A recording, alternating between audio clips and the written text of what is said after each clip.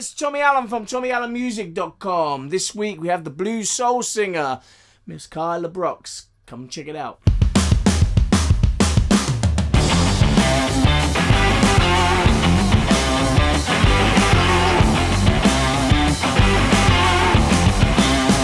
Well, thank you very much.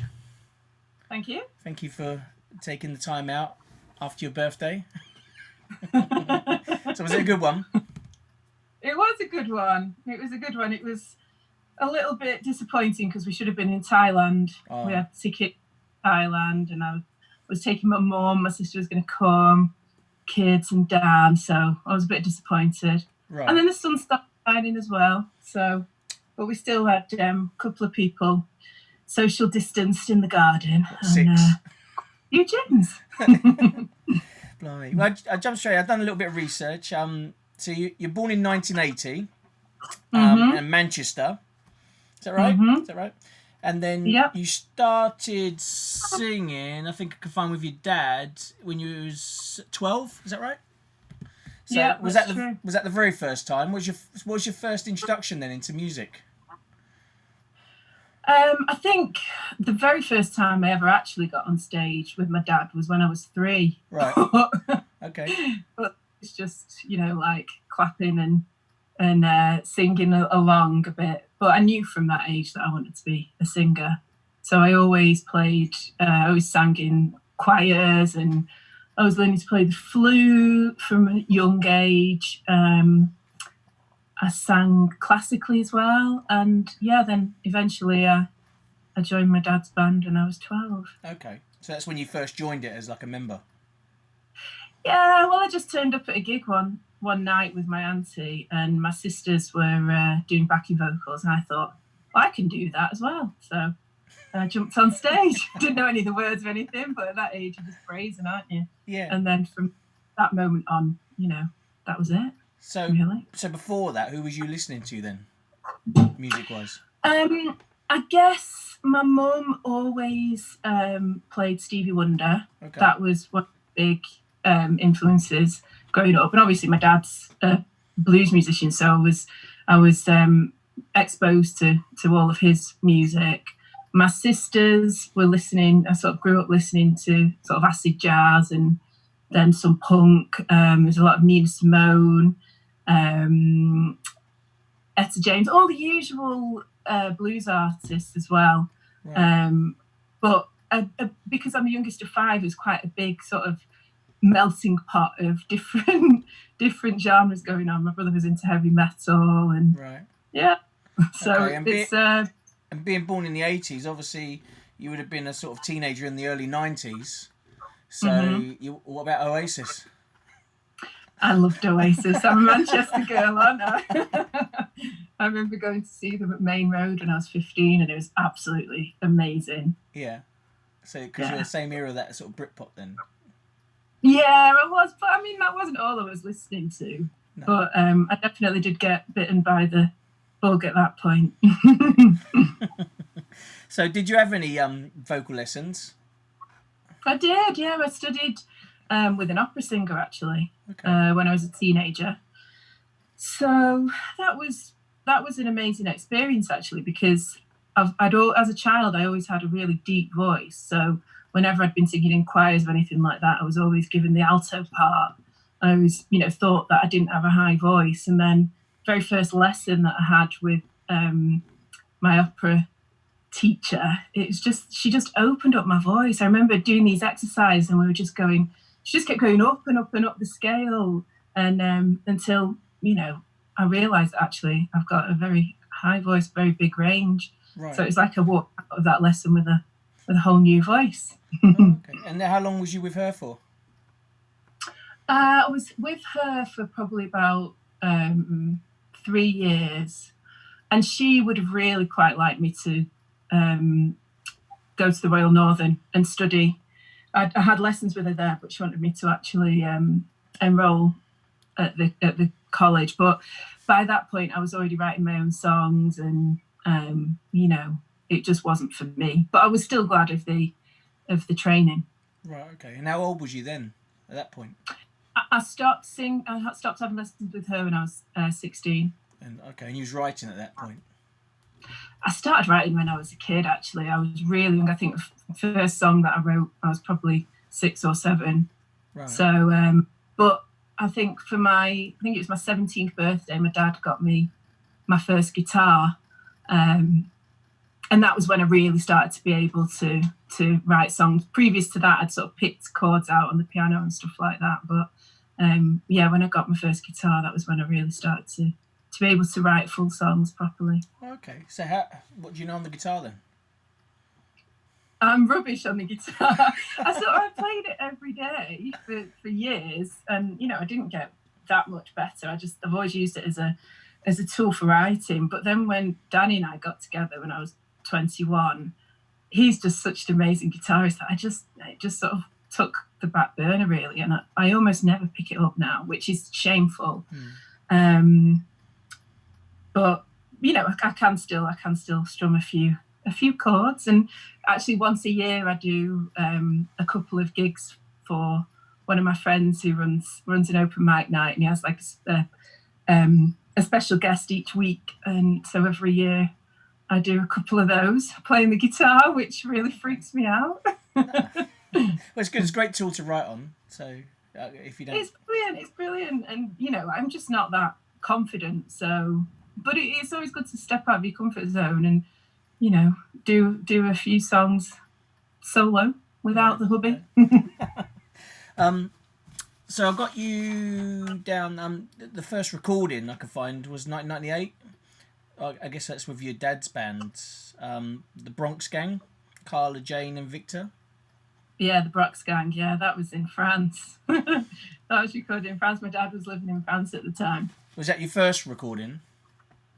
Yeah, I think it probably was. I think I'd done bits and pieces for my dad before then, just backing vocals and stuff. But I think that was probably the first one where I took lead. Right. Yeah. Okay.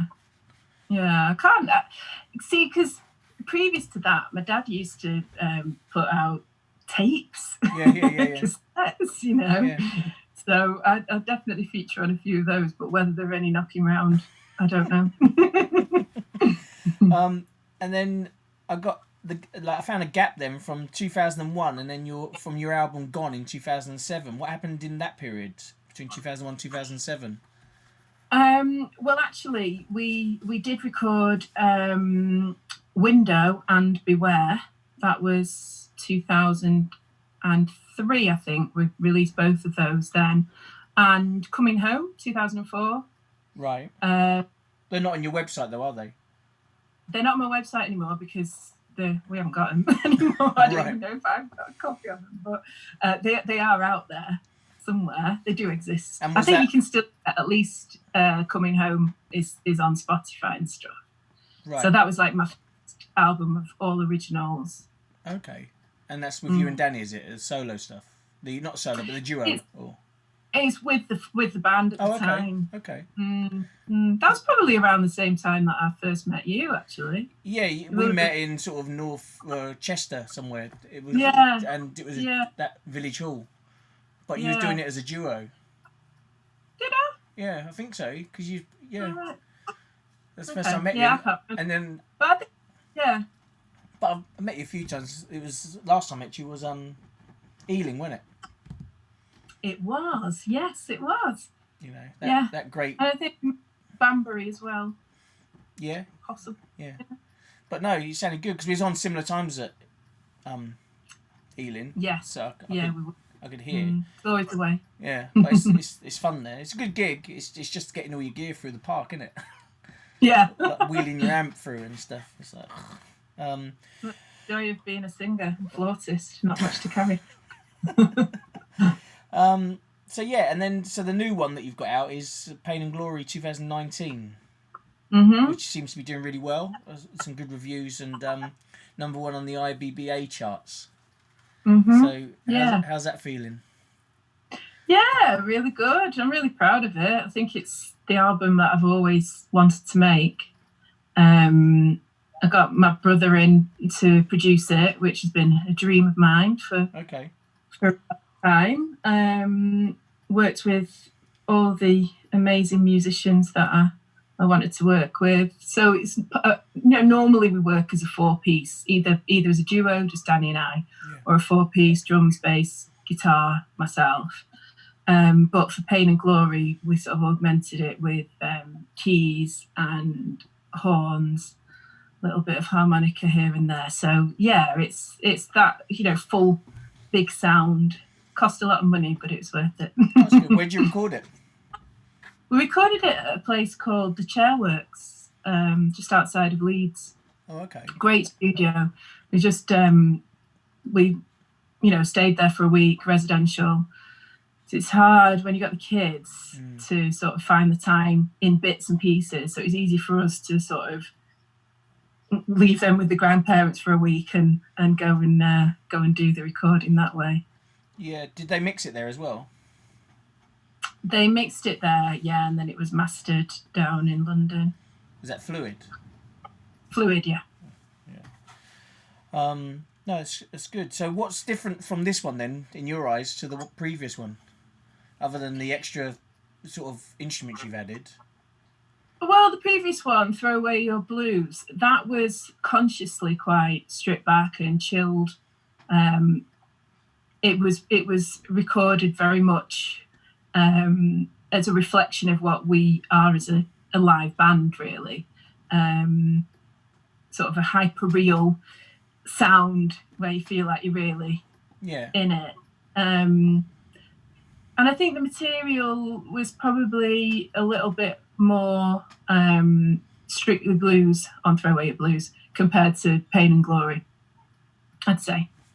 The Blues Awards that you've been doing really well with, how's that been as an experience? Yeah, that's great. So we won the UK Blues Challenge in 2018, which meant that we then went on to represent the UK in the International Blues Challenge, where we reached the semi-final, and the European Blues Challenge, where we won last year. So that was amazing. It was brilliant experience. I can't say enough about how much support we got from the UK Blues Federation to do that. They were absolutely incredible. Although we didn't win in the US, it definitely lifted our profile, and we met a lot of people over there and learned a lot. And then with the European Blues Challenge, it just, you get the chance to perform to the who's who of the European blues industry, basically. So we got so much work from that, which we should also be doing now. Unfortunately, we're stuck at home. But so that's been brilliant for us, without a doubt. Right. Are you going to stick with blues, or are you going to venture out and do more soul stuff? I think I'm a blues girl through and through, although, obviously there is the tinge of soul in there. Well, it's because the blues is a lot smaller market, isn't it? So it is, but I'm not looking to. I mean, I just write what I write, and we're independent. We don't have any. We've got our own record label. We fund everything ourselves. We've got 2 kids, so we've got to balance that with work as well. So basically, we're about as busy as we can be in the blues market as we are. So at the moment, we're not looking to leave the blues market. So the record label you just mentioned, that's with you and Danny, I'm guessing. Yes. Yeah. And do you both run it equally, or does Danny take more control of the marketing and stuff like that? He's more on the business side, I guess. So he looks after a lot of that. I guess I do more of the marketing and PR, although we're not great at it, I'd say.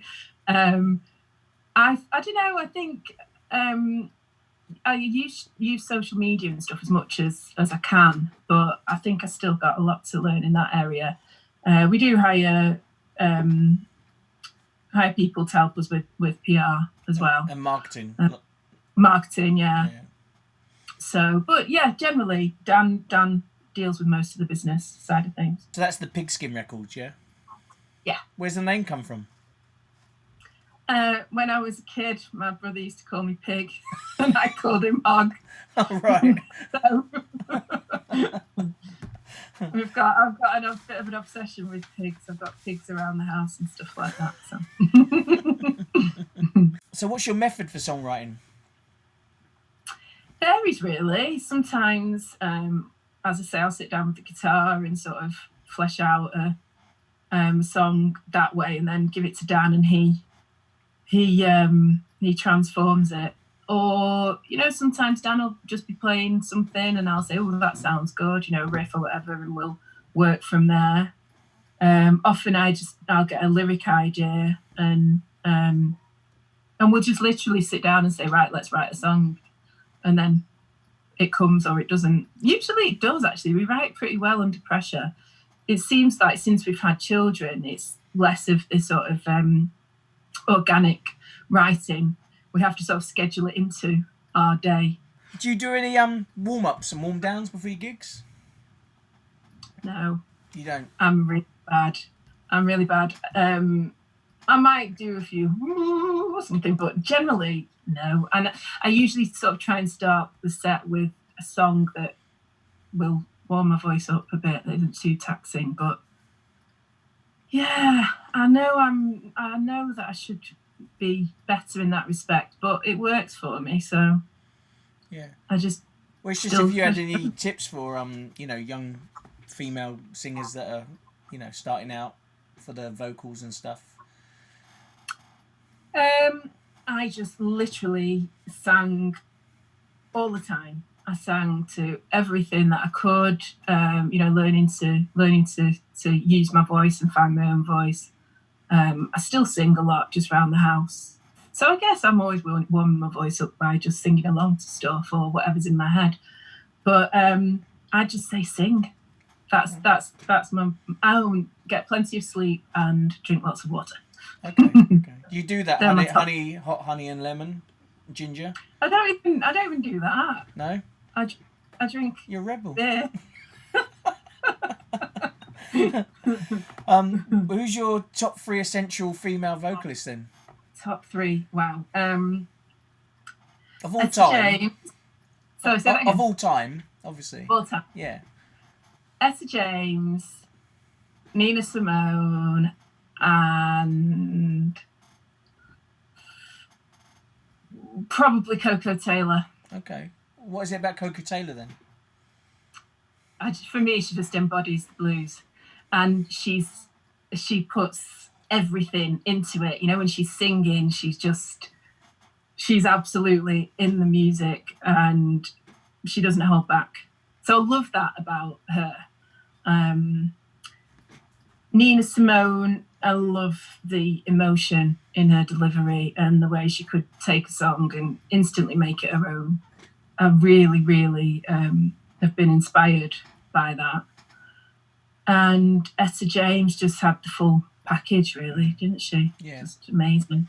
Yeah. Did you ever? I haven't seen it myself yet, but Nina Simone, they had something on Netflix, didn't they? Yeah, I've not watched it. I've not watched it. I did watch the Ella Fitzgerald documentary the other night. That was really interesting, actually. Right. Is that Netflix? That was on BBC. Oh, okay. Actually. Okay. Mm. I'll check that out. I didn't know about that one. She was good with doing the old jazz scatty sort of lines, wasn't she? Absolutely amazing. Yeah. And just such an interesting life, and quite pertinent at the moment in these times with what's going on, Black Lives Matter and everything, what she lived through, and yet was still fighting, And I mean, Nina Simone was very, very right at the forefront of the civil rights movement, and you'd think we'd have come further than we have, but we still have hope. Keep fighting. Going back to your recording, do you have a favourite microphone to sing into? In the studio, I think it's just the one that I use most often. What do they put in front of you? I'm looking at it right now. It's some kind of AKG. and that's the one that tends to. It's one of those that's like just totally bulletproof. Is it a valve one though? Do you know they plug in? Or... Yeah. No, it's not actually. No, okay. I'm pretty sure that's the same one that I used because obviously this is just the one I've got here, but I'm pretty sure. Does it look like this? That sort of shape. Yes. AKG 414, sort of like a. Yeah, and that's it. Yeah. Yeah. Okay. Cool. Yeah. I think that's what I used on Pain and Glory as well. You know, it wasn't my mic, but I'm pretty sure that in the end that's the one that we settled on in the studio. That's what you like. Okay. And what about live? Live, I use a Beta 58. Okay. With the blue ring, is it the blue ring around it? With the blue ring, yeah. See, I've tried, whenever I go to, I always have my own microphone, but often sound guys say, oh, you should try this mic. This is really good for a female voice. But honestly, any other mic that I try on stage, it just doesn't work for me. I need my 58. And before I had a Beta 58, I just had an old SM 58, which I've still got, but I used to be. Well, in the old days as well, I think they had is it 57? The thin looking ones that Paul Roger uses. Yeah, so. I've got those as well. I think that was probably the first mic that I ever had. What's your favourite song you've written? It's difficult, really. To be honest, what I'm going to say is one that we don't really play very often anymore. But it's one that I wrote for my nana when she passed away. And it's gone the title track of our 2007 album. So that's, it's an old one, but that's probably one that I'm most proud of. Did she get to hear it, or was it written after? It was written after she passed away. Yeah. But from Pain and Glory, I guess when I listen to it as a recording, probably my favourite is Compromise, which is what I wrote for my kids about the guilt of being a working mother. What's the best piece of advice you've been given? I'm sure your dad's given you plenty. My dad's always giving me advice. Probably marry the bass player. No. What's the best piece of advice he's ever given me? I think just to be true to yourself. That's what he's always done. He's always done exactly what he wants to do when he wants to do it, and he's always made the music he wanted to make, and he's always told me to do the same and not to do it for the money, do it for the love of the music. Right. Which I. Mm-hmm. So you two obviously have disagreed in some things. Do you have that at all with dad and daughter? Yes. In fact, just before I was starting to get ready for this, I was talking to him. I can never get him off the phone, especially now in lockdown when he's on his own. Bless him. So he's mithering me that he thinks now, because I'm not doing gigs at the moment, that I should start writing articles. Okay. So every time I speak to him, that's his latest bugbear. Come on, you should write an article. People would be interested in what you've got to say. Write about the people that you've met. Write about what it means to be a singer. Blah blah blah. So anyway, and what do you say? He wants me to diversify like you have. If you could go back, would you do anything differently?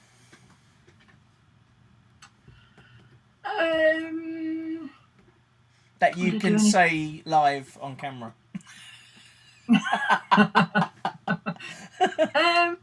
I think possibly.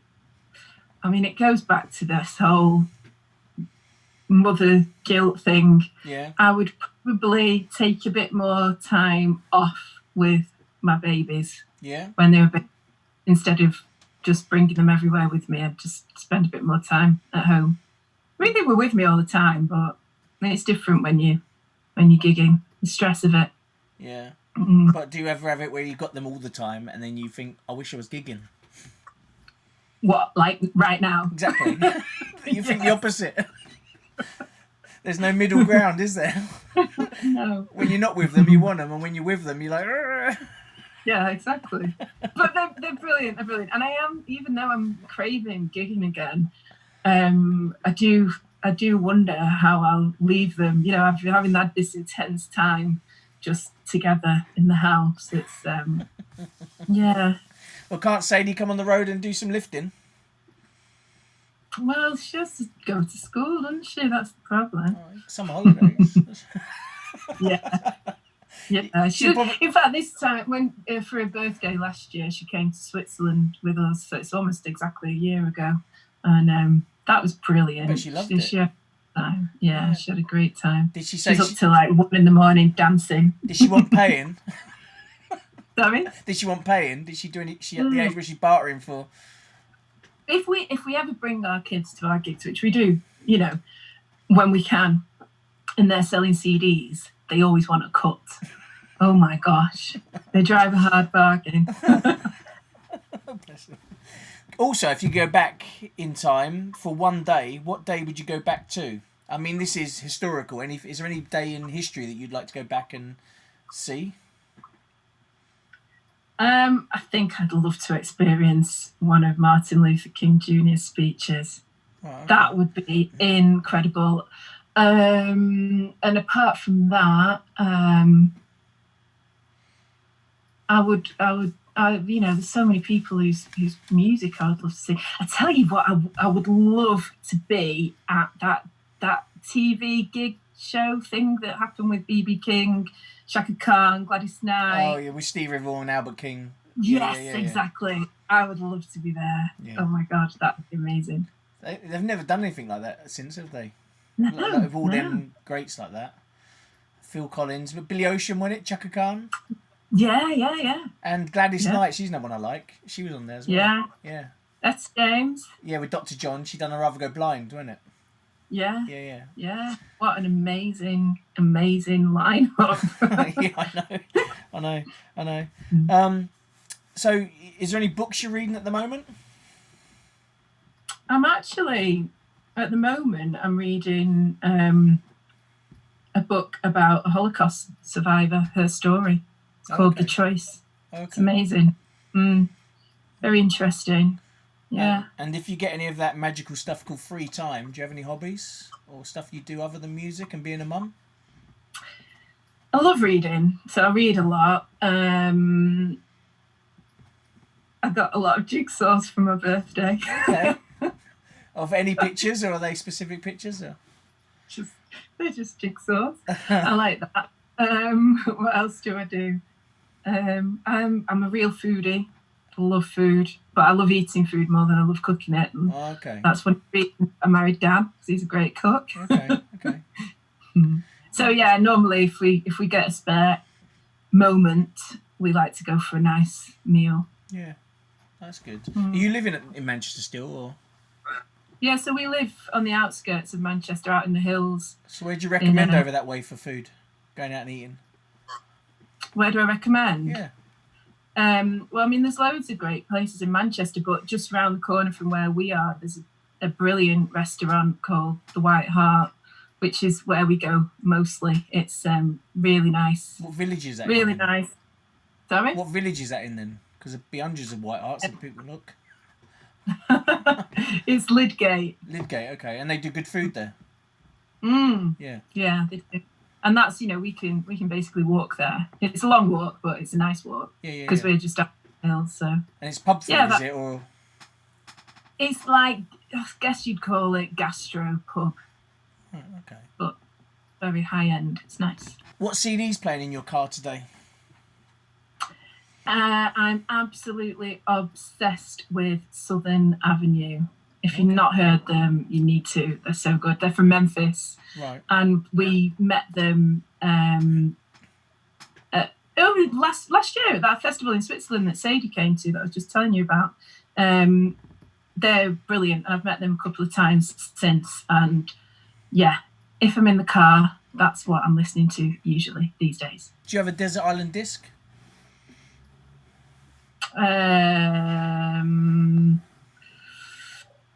I guess. Oh God, it's really difficult. But I think the soundtrack really to my youth to my childhood was Songs in the Key of Life, Stevie Wonder. And I guess it would be that, but it's a very difficult choice to make. Any TV you're watching over the lockdown? Yeah, too much, probably. We just started the 3rd series of The Last Kingdom. Okay. I've not seen that yet. Yeah. And I tell you, one of my favourites is Better Call Saul. I haven't seen that one either yet, no. Oh, that's really good. That's a follow-on from the other one, Breaking Bad? Breaking Bad, yeah. Yeah. What else? Oh, Killing Eve. Oh, I love that. Right. Okay. So, yeah, I've been watching quite a lot of TV. Well, and what's your go-to drink then? Because you mentioned gin and tonic. Is that what you like, or is it a wine or anything? I'm actually a lager girl, really, Lager? truly. What, even at home? Yeah. At home, probably more red wine. Right. Okay. When you're watching TV in the evening, you have a red wine. Right. Yeah. Yeah. Yeah. If I'm having a drink. So for people watching, what's the best website to get you on? KylaBrox.com. And and they can get all your CDs and merchandise through there. That's another thing. Your merchandise, I had a quick look through. The memory stick, was that easy to sort out?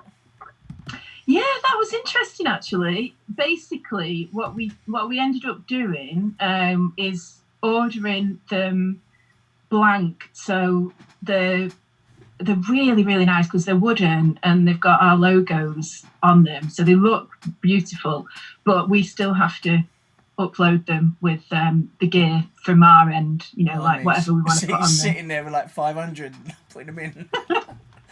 Putting them in, yeah. Like in the old days when you used to burn CD. Yeah. No, but they're good though because. Do you sell many of them? I know it's a personal thing, but do they go? Yeah, they go. They do go. And the thing is, because there are, as you mentioned, there are albums that aren't, in print anymore that you can't actually buy anymore. We do sell them on the memory sticks. You can get basically our full back catalogue, right. And it's because lots of people don't have CD players anymore, do they? No. So, how much does Sadie charge then for sitting there and burning them for you? Actually, I haven't tried getting her to do that. That would be good. Do you put the artwork on as well, or just the music? I think it's just the music, but I don't know because it's Dan who does them. Right. Okay, that's cool. So just do quick fire questions. See you do. So cash or card? Card. Nina Simone or Etta James? Nina Simone. Nah. You I morning? don't know. It's almost impossible, that one. Anyway, morning or night? Night. You're a night person, are you? Oh, definitely. Okay. So not morning. Not morning. What's the other one? I thought it was good for you. Do you sing in the shower? Yes. Do you have a song you sing every time, or? No, I sometimes make up songs in the shower. It's a good place for writing a melody and a lyric, I'd say. Odd or even? Even. Inside the box or outside the box? At this moment in time, outside. Outside. Electric or acoustic? Acoustic. You prefer acoustic? Personal. Okay. Well, I mean, it depends really. I only play acoustic guitar. Yeah, that's another really hard one. But anyway, yeah, carry on. Better or easier? Better. Better. Do you believe in ghosts? Yes. You do. And home or away? An absolutely even split of the two. Conversation or silence? Conversation. Cool. Give my best to Danny and everybody. I will. And hopefully we'll see you at a festival soon. Yes, that'd be great. Take care of yourself. See ya. Bye. Hey, it's Tommy Allen from TommyAllenMusic.com, and that was Kyla Brox. You can check her out at www.kylabrox.com. Next week, we have the great Marcus Prescott, a young blues jazz guitar player from Hampshire way. He's right here at TommyAllenMusic.com. So if you like what we're doing, give us a like, hit the subscribe button. Until next week, word from our director.